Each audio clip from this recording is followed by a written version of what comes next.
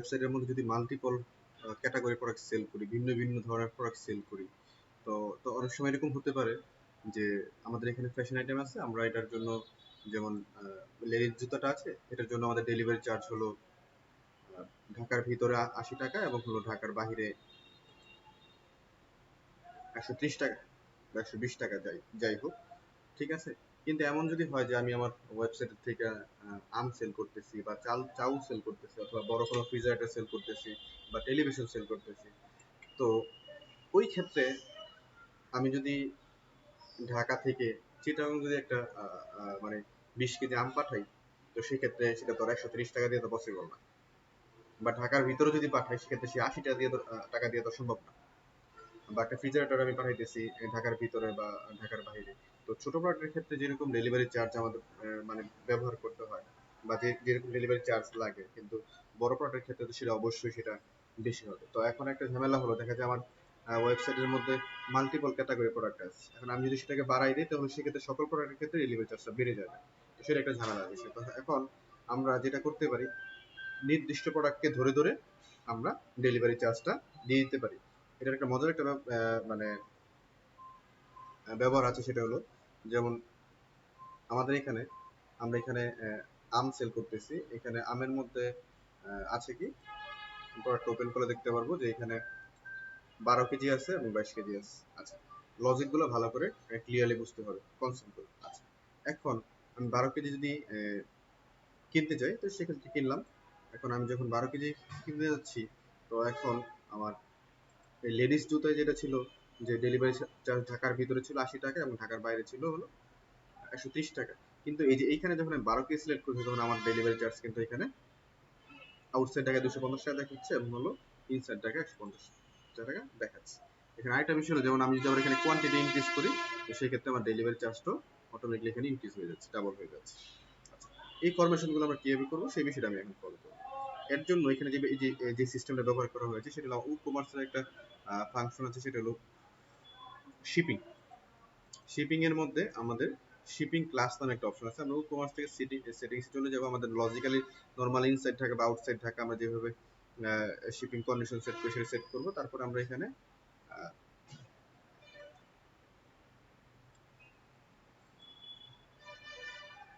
Shipping এ আসলাম, shipping থেকে যেমন আমরা inside Dhaka outside Dhaka set করলাম, সবই হলো। এখন আচ্ছা, আমরা ক্লাসের ব্যবহারটা কি, ওই মানে নির্দিষ্ট প্রোডাক্টের ক্ষেত্রে আমার ডেলিভারি চার্জটা বেশি হবে আর বাকি নর্মাল এজ ইউজুয়াল সাধারণ থাকবে। সেই ক্ষেত্রে যেটা করতে হবে, আমাদের ক্ষেত্রে ক্লাস তৈরি করতে হবে। ক্লাস, এখানে বিভিন্ন ধরনের ক্লাস তৈরি করে মাল্টিপল ক্লাস তৈরি করা যাবে। আচ্ছা, আমি এগুলো ডিলিট করে দিচ্ছি। যেমন আমি এখানে একটা তৈরি করেছি, এখানে অ্যাড নিউ ক্লাসে ক্লিক করলে এখানে প্রথমে দেখাবে হলো আপনি ক্লাসের নামটা কি দিতে যাচ্ছেন, বা আমরা নামটা কি দিব। আচ্ছা, ধরো আমি এখানে দিলাম হলো 20 কেজি, ঠিক আছে। এখন এটা স্লাগ কি, স্লাগ হলো যে ইউআরএল এর মধ্যে যেটা থাকে আর কি। হ্যাঁ, এখন এখানে যদি 20 কেজি বাংলায় লিখতাম, তো সেই ক্ষেত্রে আমি এখানে ইংলিশে এটা 20 কেজি লিখে দিতাম। জাস্ট আমি সিম্পলি এখানে 20 কেজি লিখলাম, ইংলিশে লিখি 20 কেজি, স্লাগও 20 কেজি দিলাম। এখানে যেমন ডিসক্রিপশন ফর যে কোনো হইতে পারে, ফর 20 কেজি, তো ক্রিয়েট করলাম। এখন বিষয় হলো, আমাদের যদি 20 কেজি যদি কোনো ভেরিয়েবল থাকে, মানে কোনো প্রোডাক্ট যদি 20 কেজি থাকে, তো সেই ক্ষেত্রে আমাদের এই প্রোডাক্টের মধ্যে এটা কিভাবে কাজ করবে। আচ্ছা, এখন আমি প্রোডাক্টে যাইতেছি, যেমন এখানে হিমসাগর আছে, আম আছে।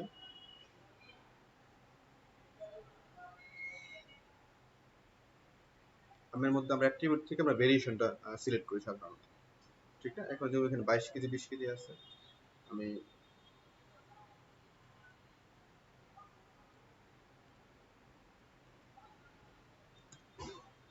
12 কেজি 5 আইকন দিয়ে 20 কেজি 5 আইকন দিয়ে 22 কেজি।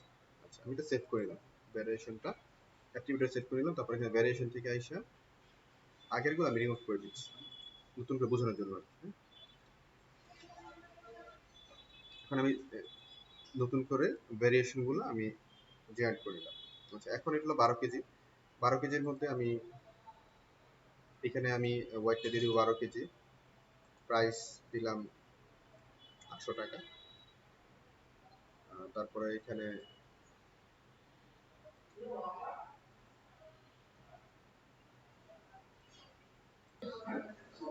এখন এইখানে যে ভেরিয়েবল গুলো আছে আমরা সবগুলোর মধ্যে প্রাইস টাইস সবকিছু সেট করলাম, ঠিক না?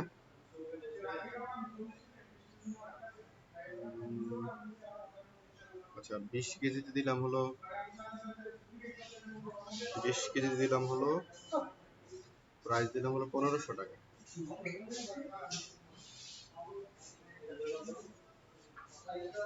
1500 টাকা এবং হলো 22 কেজি দিলাম হলো 2000 টাকা। 20 কেজি দিলাম হলো 1500 টাকা। মানে আমরা ভেরিয়েবলের প্রাইসিংটা সব সেট করে ফেললাম আর কি। আচ্ছা, এখানে কোয়ান্টিটি ওয়েটের মধ্যে ওয়েটটা মাস্ট বি দিতে হবে এখানে, ঠিক আছে?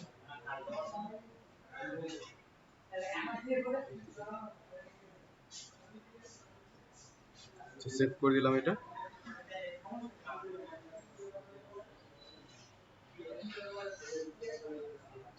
এখন আমরা ওর উপর একটা প্রিভিউ করে দেখি।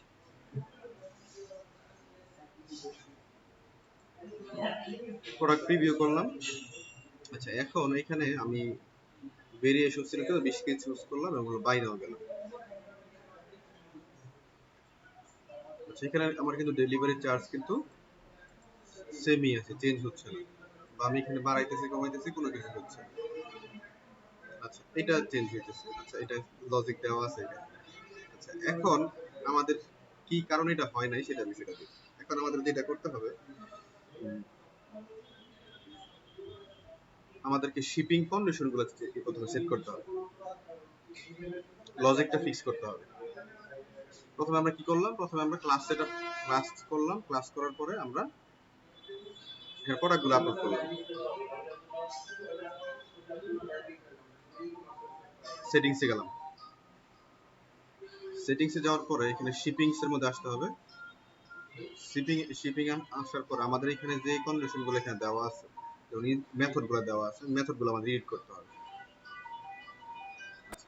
মেথড গুলো এডিট করার জন্য যেটা করতে হবে, আমরা প্রথমে এখানে এডিট ক্লিক করলাম। এখানে যেমন দেওয়া আছে কি ইনসাইড ঢাকা, এখানে প্রাইসটা সাধারণত দেওয়া থাকে। এখন আমরা যখন মানে যতগুলা ওই ক্লাস তৈরি করব, হ্যাঁ, প্রত্যেকটা ক্লাস এখানে নিচে চলে আসবে শিপিং ক্লাস, ঠিক আছে? আচ্ছা, শিপিং ক্লাসগুলো এখানে চলে আসবে। আচ্ছা, এখন এই শিপিং ক্লাসগুলো আমরা যখন রেগুলার যে প্রাইসগুলো থাকে এখানে দেওয়া থাকে সাধারণত প্রাইসটা, মানে ডেলিভারি চার্জটা এখানে এটা থাকবে, এটা আমরা এটাকে রিমুভ করে দিব। তারপরে যেমন এখানে শিপিং ক্লাস কস্ট, মানে প্রতি ক্লাস অনুযায়ী কত করে কস্ট হবে। যেমন আমাদের এখানে 12 কেজি হলো কত, 12 কেজির জন্য ডেলিভারি চার্জ দিব 150 টাকা। আচ্ছা, এখানে ইনটু যে কোয়ান্টিটি যে ইটাল দেওয়া আছে, into quantity, into third bracket দিতে হবে। থার্ড ব্র্যাকেট দিয়ে কোয়ান্টিটি এটা বসাই দিতে হবে, হ্যাঁ?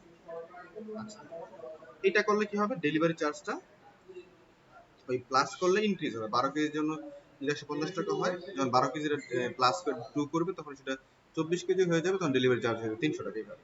আচ্ছা, এখন আমি এটাকে 20 কেজির জন্য ডেলিভারি চার্জটা দিলাম। 20 কেজির জন্য ডেলিভারি চার্জ কত হবে, দিলাম 200 টাকা। কোয়ান্টিটি দিলে এটা যদি নর্মাল রাখি সেক্ষেত্রে কোয়ান্টিটি ইনক্রিজ করলে, যদি আমি এটা না রাখি তো সেই ক্ষেত্রে যদি কোয়ান্টিটি না রাখি সেক্ষেত্রে কিন্তু ডেলিভারি চার্জ ইনক্রিজ করলে, মানে কোয়ান্টিটি ইনক্রিজ করলে কিন্তু হবে না, ওই ডেলিভারি চার্জটা বাড়বে না। এটা আমি রাখলাম, এটা পরে দেখলে বুঝতে পারবো। তারপরে 22 কেজির জন্য দিলাম হলো আমরা 220 টাকা, ঠিক আছে? এগুলো হলো ক্লাস যেগুলো তৈরি ক্লাসের জন্য। এখন আমাদের রেগুলার কি হবে, রেগুলার ডেলিভারি চার্জ কত থাকবে, regular delivery no shipping class, মানে যেগুলোর মধ্যে শিপিং ক্লাস থাকবে না, মানে যেগুলোর মধ্যে আমরা ডেলিভারি চার্জ বাড়াবো না, সেগুলোর ক্ষেত্রে ডেলিভারি চার্জ সাধারণ যেটা থাকবে এটি, মানে আমরা যেটা নর্মালি ওই যে এখানে রাখতাম 80 টাকা বা 130, ওই 80 টাকাটা আমরা এখানে বসাবো। এখানে কোয়ান্টিটি দিলে কোয়ান্টিটি ইনক্রিজ করলে ডেলিভারি চার্জটা বাড়বে, যদি না রাখি সেক্ষেত্রে এটা বাড়বে না। এটা আমি বাদ দিয়ে দিলাম, কোয়ান্টিটি রেগুলার থাকবে। আচ্ছা, ঠিক আছে, রেগুলার প্রোডাক্টের ক্ষেত্রে কোয়ান্টিটি ইনক্রিজ করলে ডেলিভারি চার্জটা বাড়বে না। আচ্ছা, calculate type per class charging shipping each shipping individually, হ্যাঁ, মানে প্রত্যেকের জন্য আলাদাভাবে শিপিং চার্জ কাউন্ট করবে। এখানে প্রি অর্ডারের ক্ষেত্রে আছে, এটা পরে দেখবো না আমরা। আচ্ছা, আমরা এটা সেভ করে নিলাম,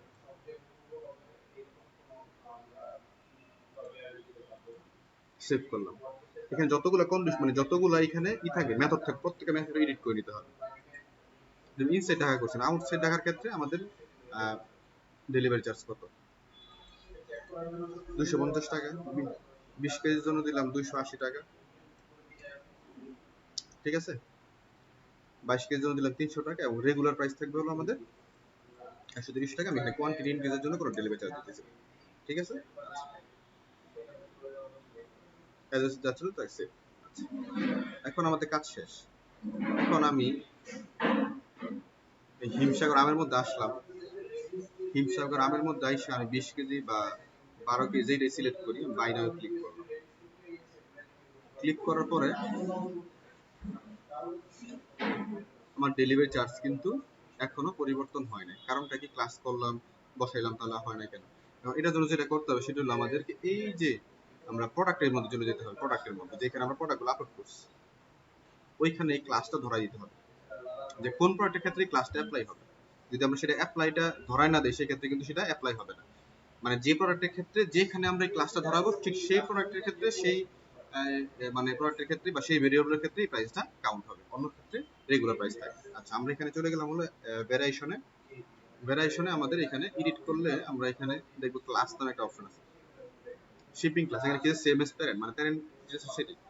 তো আমাদের এখানে শিপিং ক্লাস হবে কি? আমরা 12 কেজির জন্য যে ক্লাসটা তৈরি করছি, মানে 12 কেজির জন্য ক্লাস তৈরি করছি, তারপরে শিপিং এর মধ্যে দেয়া মেথড গুলোর মধ্যে আমরা 12 কেজির জন্য একটা প্রাইস দিছিলাম, সেই প্রাইসটা এখানে ধরে দিলাম। আচ্ছা, সেভ চেঞ্জ। আচ্ছা, এখন আমি যদি এখানে আবার প্রিভিউ করি, ভিউ করি, দেখো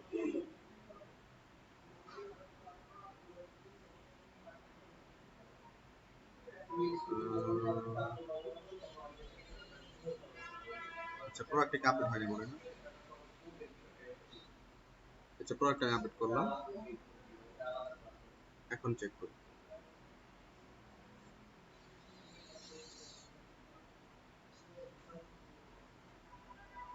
inside Dhaka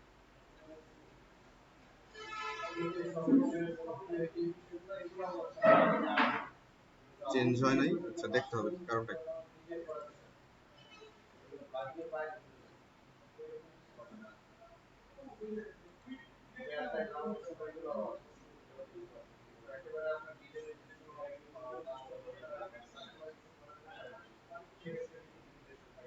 edit shipping class 12 KG, price ঠিক আছে, স্টক ঠিক আছে। আচ্ছা, এটা দিয়ে দিই, সমস্যা নেই, এগুলো দিয়ে দিই ভালো করে। 20 কেজি,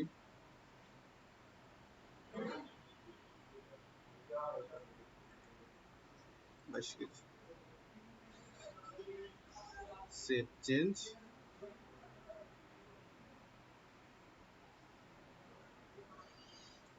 আপডেট এবং হলো প্রিভিউ। প্রিভিউ করে দেখি এটা কাজ করে কিনা।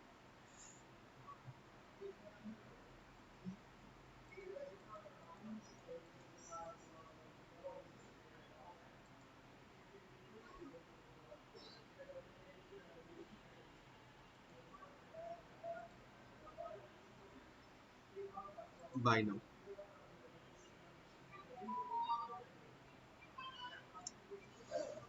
300 টাকা, 150 টাকা পাইতেছে। আউটসাইড টাকা 250 টাকা। এখন এটাকে কেটে দিই।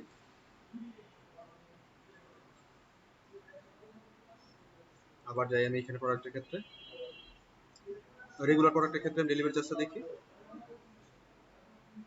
বাই নাও 80 130।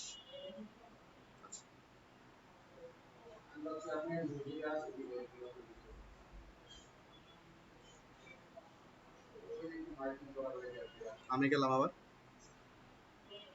আম থেকে ধরো 20 কেজি সিলেক্ট করলাম, বাই নাও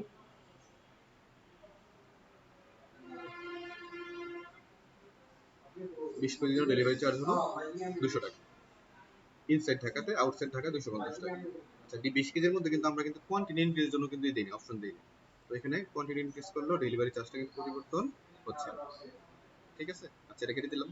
এখন আমরা আবার টেস্ট করি এটা ফাইনাল কনফার্মেশনের জন্য।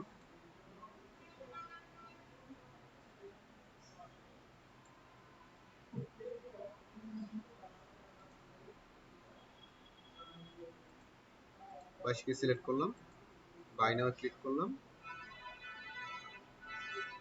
হ্যাঁ 22 কেজির জন্য ডেলিভারি চার্জ 220 টাকা, আউটসাইড ঢাকার জন্য 300 টাকা। যা দিয়েছে তাই, ইনক্রিজ করলে এটা হয়ে যাবে 600 টাকা। জাস্ট পারফেক্টলি ওয়ার্ক করতেছে। এইভাবে আমরা আসলে নির্দিষ্ট প্রোডাক্টের ক্ষেত্রে আমরা ডেলিভারি চার্জ ভিন্ন ভিন্ন দিতে পারবো, ভিন্ন ভিন্ন ভেরিয়েবল এর মধ্যে আমরা আসলে ডেলিভারি চার্জগুলো সেট আপ করতে পারবো। তো বিষয়গুলো খুবই সহজ হয়ে গেল। এখন আমি আবার প্রসেসটা বলতেছি। প্রথমে আমাদের কাজ করতে হবে, প্রথমে আমাদের শিপিং মেথড আমরা যেভাবে ইউজ করি, ইনসাইড থেকে আউটসাইড থেকে সেটা সেট আপ করবো। তারপর আমরা শিপিং ক্লাস তৈরি করবো নির্দিষ্ট প্রোডাক্টের ক্ষেত্রে বা ভিন্ন কোনো ভেরিয়েবলের ক্ষেত্রে। ভিন্ন ভিন্ন ভেরিয়েবলের জন্য আমরা চাইলে আগে শিপিং ক্লাসগুলো তৈরি করে নিতে পারি। শিপিং ক্লাস তৈরি করবো, তারপরে হলো মেথডের ভিতরে গিয়ে আমরা ওই কোন মেথড মানে কোন ক্লাসের জন্য কোনটা ডেলিভারি চার্জ হবে, ঠিক আছে, ওইটা আমরা আগে বসাই দিই। বসাই দেওয়ার পরে আমরা প্রোডাক্ট যখন আপলোড করবো তখন সেই প্রোডাক্ট আপলোডের মধ্যে ভেরিয়েবল প্রোডাক্টের ক্ষেত্রে ওই ক্লাসগুলো ধরাই দিতে হবে প্রত্যেকটা। কোন ক্লাসের জন্য কোনটা ডেলিভারি মানে কোন ভেরিয়েবলের জন্য কোন ক্লাসের ডেলিভারি চার্জটা হবে সেটা এখানে ধরাই দিতে হবে। তাহলে কাজগুলো শেষ। আশা করি বিষয়টা ক্লিয়ার এখন।